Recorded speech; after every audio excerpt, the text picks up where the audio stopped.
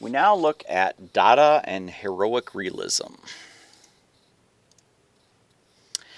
The Dada design era is largely a reaction to the beginning of modernity in the 20th century, and specifically modern warfare in the form of World War I. It often had a strong anti-war theme, and after the shock of World War One, that's kind of understandable. The world went into that conflict with empires and kings and left in tattered ruins, shocked by the effectiveness and horror of modern weaponry. As such, Dada is a rejection of colonialism and rationalism and cultural uniformity. In short, the concepts that the artists involved thought had led to World War One. They were also mostly leftist in their politics, leaning more towards socialism and communism, and rejecting the bourgeois capitalism that they saw as feeding these horrible conflicts. And this is the face of that conflict. World War I has been somewhat forgotten now, mostly due to the fact that the even worse World War II happened just a generation later. But this was a conflict that saw the first widespread use of things like tanks and machine guns and large caliber artillery and chemical weapons.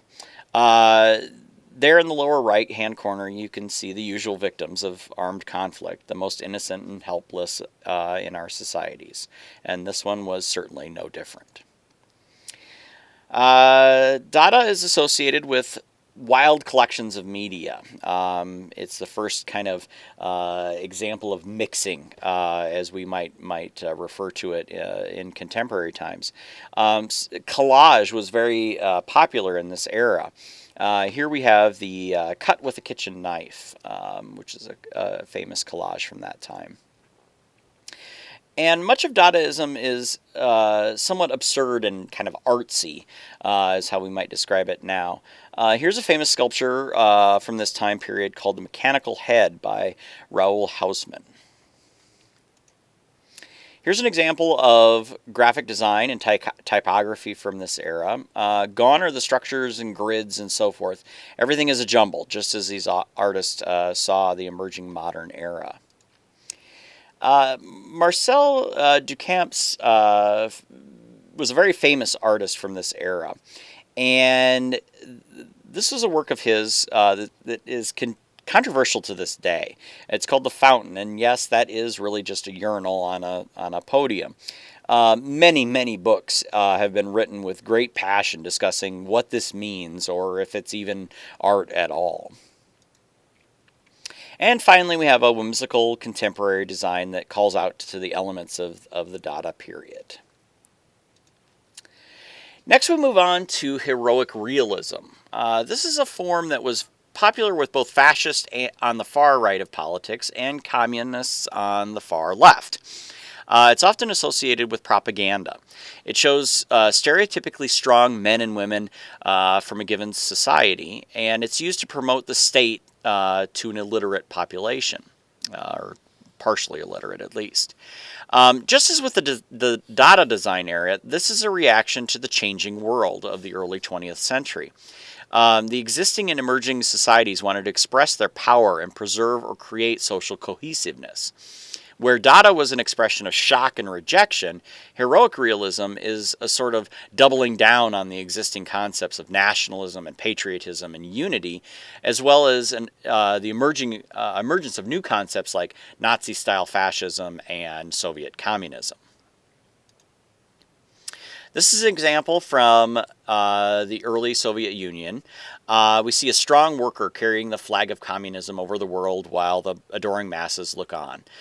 There's certainly a racial element to this as well. The old colonial ideas might have been antithetical to Soviet propaganda, but the idea that the rest of the world needed white Europeans to lead them still existed. Again, we have another example from the Soviet Union. We have, this clean, triumphant soldier standing over the body of what's perhaps a Nazi soldier.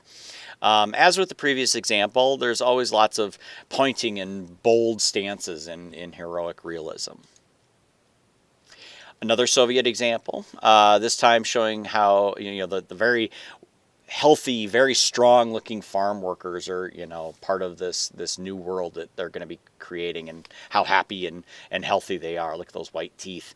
And it's also important to notice that, this is both men and women, because especially in communism, women played a very, very important role in promoting that concept, and calling out for this worldwide communist revolution.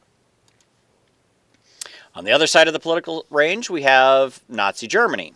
They also used a type of this design in their propaganda. Here we see the ideal of German soldiers and citizenry, and these are strong men with strong purposes and seriousness for the fatherland.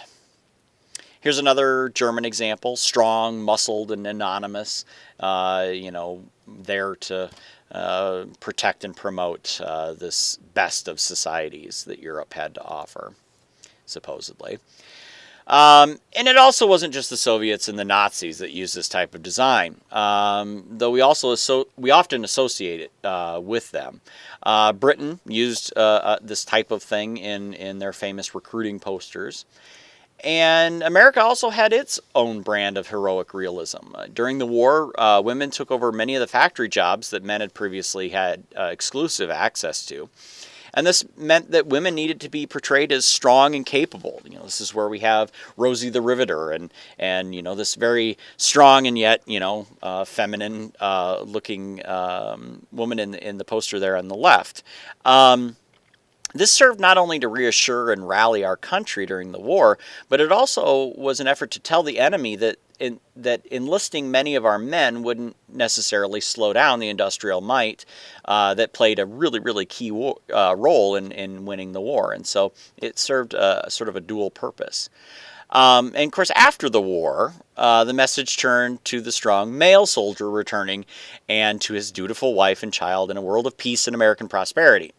Of course, times had changed, and the role of women had irrevocably changed. But a lot of the post-war propaganda was largely blind to this, and it took some time before that reality started to really sink in.